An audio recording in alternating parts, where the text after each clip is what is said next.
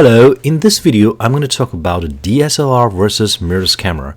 We all know that mirrorless camera is today's technology and DSLRs are being phased out. Today in the second-hand market there are a lot of very low-cost DSLRs being sold. The model used to cost like $3,000, you can get it for like $500, literally. So the lenses for DSLRs are also very inexpensive. So is it still worth it to invest in the DSLR system compared to a mirrorless camera system? Or if you already own the DSLR, should you upgrade? If you have these questions, I hope this video will help you make the decision. First, I want to show you 5 pictures I took recently with my old DSLR Nikon D810 that was released in 2014, and I used a 70-200 f2.8 zoom lens. So this is a picture of some weed against the sunlight. These are all highly compressed JPEG files. Yeah, for this video that's enough. This is aircraft. At 200 millimeters, I still was able to capture this image because the plane was very close to the ground. These are some plants. I don't know what they are. Berries. You can see the color is very rich with lots of detail. This is a little path in the park. I used 200 millimeter focal length and wide open at f2.8, so the background is very blurry because of the shallow depth of field, but the part in focus is very nice and sharp. And the last picture is about some leaves in fall. You can see the pattern, the texture.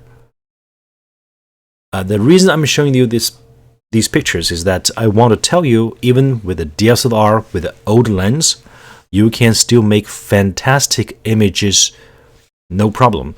So image quality, there is a difference between DSLR and mirrorless camera because obviously the mirrorless camera can use more modern sensors and better lenses, the more modern lenses, the mirrorless lenses. But the difference in image quality is small because those better sensor and the better lenses, though offer some advantages, the advantages is fairly small. If your focus is on image quality, you will be very happy with the DSLR system at a tiny fraction of the cost of the mirrorless system. The DSLR sensors, even from 10 years ago, this Nikon D810 36 megapixel sensor, lenses that was built many years ago, can, if it's a good lens obviously, can still deliver exceptional image quality. So image quality should not be a big concern for you if you are in a DSLR system. After image quality, I like to talk about size and weight. On my left is Nikon D810, and on my right is Nikon ZF. Nikon D810 was the camera I just mentioned in my photos. It's the camera I used to took those photos. It was released in 2014, and Nikon ZF was released last year, 2023. So 9 years is a long time for technology to advance. Now, the size and weight, the difference is noticeable. There are also, of course, smaller DSLRs. The D810 is a large DSLR. Now, because the DSLR have to house a mirror and a painted prism, they are physically larger than a mirrorless counterpart. But for a camera system, the size difference does not matter if you use a big lens. So if you're using a 70-200 f2.8 lens or even the 150-600 telephoto lens for wildlife, then the difference in camera size is quite irrelevant because the lens is many times larger than the camera and heavier than the camera. If you like street photography, a discrete kind of photography, you want to have a tiny camera with a tiny lens like 35mm prime lens, 15mm prime lens, then you probably should opt for a mirrorless system because mirrorless cameras are smaller without the mirror and the painted prism. So that's one consideration. If you want to travel light, you prefer using tiny little prime lens, go mirrorless camera. After size and weight, I like to talk about LCD screen on the back. The older mirrorless cameras may have a fixed screen.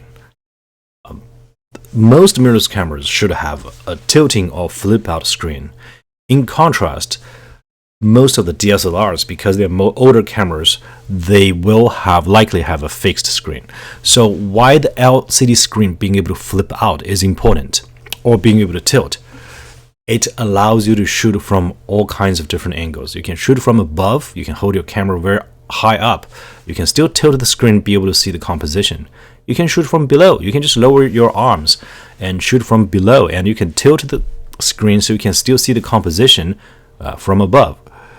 For a camera with a fixed LCD screen, and a viewfinder of course is fixed, if you want to shoot from below, you will have to lie on the ground, and that will get your clothes dirty. So having a flip out screen offers a lot of shooting flexibility. You can shoot from above, below, left, right with all kind of weird posture without having to get your clothes dirty. So I think this is one important feature. Again, the screen itself has nothing to do with the DSLR or mirrorless camera. It's just because most DSLRs from older time, like 10 years ago, a lot of them, or most of them, do not have a flipped out or tilting screen. So that's one consideration. If you tend to be very flexible, you want to shoot from all kinds of weird angles, be creative, I think this could be a deal breaker for you for an older style DSLR camera, because most of them do not have flip out screens. This is not absolute. Some mirrorless cameras released very recently, like Canon's R100, the screen's fixed, even though it's a very new mirrorless camera. The reason obviously to cut down cost. So depending on your shooting style, this flip out screen can be a deal breaker for you. Next, I'd like to talk about IBIS, in-body image stabilization. The vast majority of the DSLR cameras do not have in-body image stabilization. The sensor cannot adjust based on your camera movement, like handshake, except for some of the Pentax cameras. The Pentax DSLR cameras have in-body image stabilization. Most of them do not. In contrast, most mirrorless cameras, the full-frame cameras, like all the Nikon full-frame cameras, or some of the Canon models, like a Canon R6 II, they have in-body image stabilization. The sensor will move to counteract the handshake, the camera movement. This is situational. It can be very useful under low light situations. They are particularly useful for non-telephoto lens, like 50mm prime lens, 35mm prime lens. These are tiny little small lens with no image stabilization. If you have in-body image stabilization, it will help you when you shoot pictures handheld, holding the camera with your hand. If you have a tripod, it does not matter. The tripod is better than image stabilization because your camera is fixed. If you're shooting fast-moving subject, the image stabilization will not freeze the action. Your image will still be blurry because your subject is moving. This is useful when you shoot indoor low light with your hand holding the camera, and it will improve your camera's sharpness or allow you to use a much lower ISO, so you can have a slower shutter speed and still get very sharp image. I think this is a very nice feature to have. A lot of mirrorless cameras still do not offer in-body image stabilization. For example, Canon's R8, Canon's like APS-C censored mirrorless cameras, Nikon's APS-C censored mirrorless cameras, they do not have image stabilization because they need to cut down the cost, I guess. So this is not absolute, but in general, modern mirrorless cameras have in-body image stabilization, the full-frame ones at least. And most DSLRs, except Pentax, have no in-body image stabilization. This is nice to have, but I don't think image stabilization is a deal breaker for most people. So another advantage of modern mirrorless cameras. The next part I want to talk about continuous shooting speed. The mirrorless camera has a mirror. When you press the shutter, the mirror has to flip up, and then you take picture. As a result, old DSLR cameras, their shooting speed is slower. For example, this Nikon D810, the continuous shooting speed is 5 frames per second. while Nikon ZF is 14 frames per second. I'm talking about the RAW file, the largest file format, yeah. And for JPEG, Nikon ZF can shoot 30 frames per second. If you're shooting wildlife or sports, the fast shooting speed, it will give you a lot more pictures to choose from.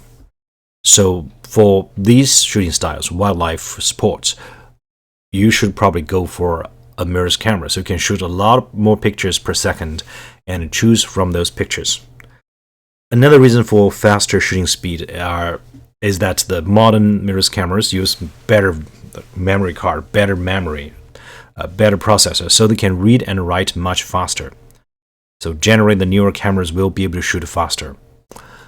So if sport, wildlife is your thing, and if you are concerned you will miss some shots, your camera is not shooting fast enough, go for a mirrorless camera.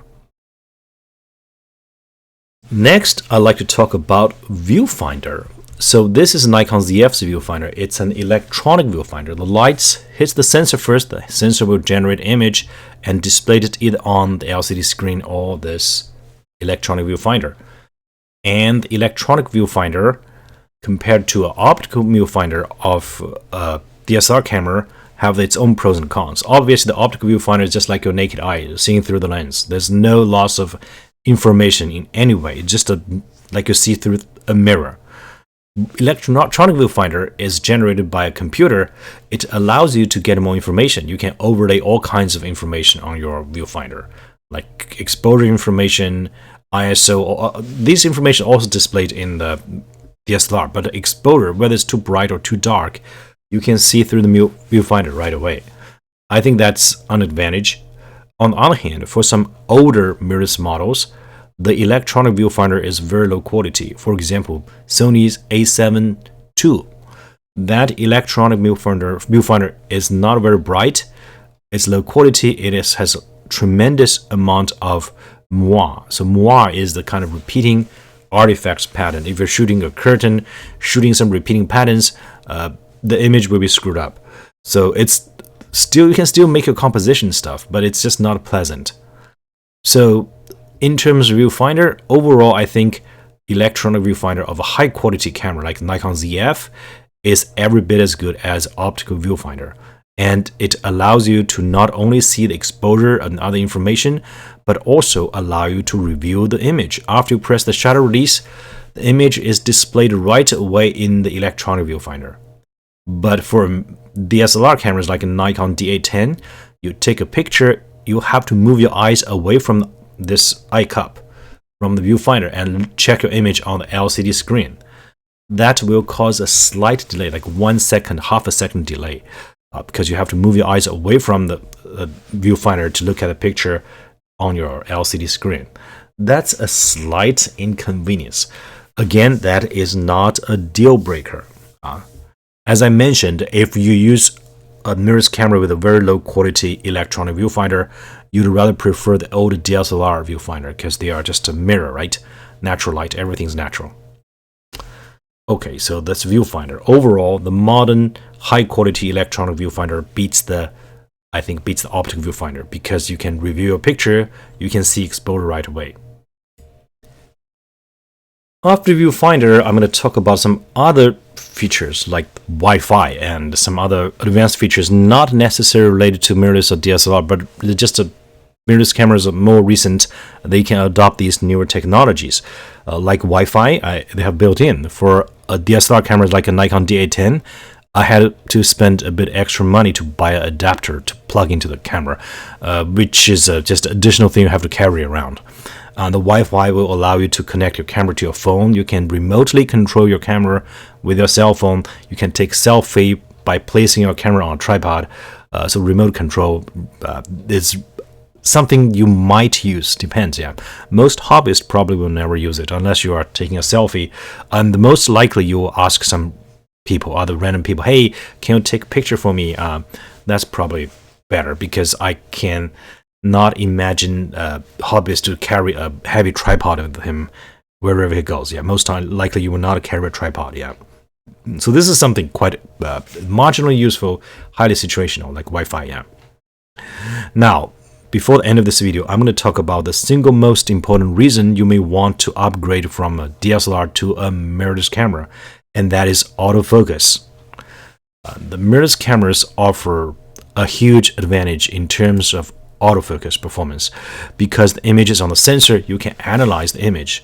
The modern mirrorless cameras, like Sony A7C2 or Nikon's advanced, more expensive camera models, they all have artificial intelligence models built in. So the camera were able to use a very powerful chip to instantaneously analyze your image and determine what is on the image. A modern mirrorless camera can figure out the human eyes, pets like dogs and cats, insects, birds, vehicles, ships. If you're a data scientist, you know that every particular type of items requires separate models. So with the current technology, a chip in a camera can only support a certain limited number of models, but they cover the vast majority of your subject. So it is still very, very convenient. Most of the time, we probably be shooting people, cat and dogs, and some wildlife, right? And because the camera can recognize these objects, it will automatically focus on the eye.